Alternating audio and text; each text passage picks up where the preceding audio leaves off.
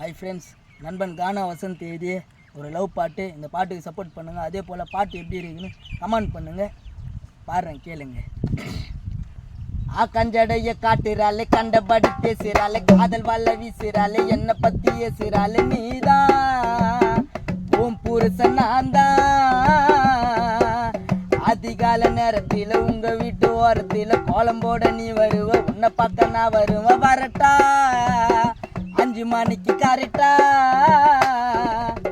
Angel பொம்மை நீதான் செல்லும், உன் பேரை கேட்டா இதையும் சொல்லும். உன்னை மறக்கவே மாட்டேன் எந்த நாளும், நான் மறைஞ்சாலும் என் காதல் வாழும். வாடி கிட்ட வாடி, ஜோடி எனக்கேத்த ஜோடி.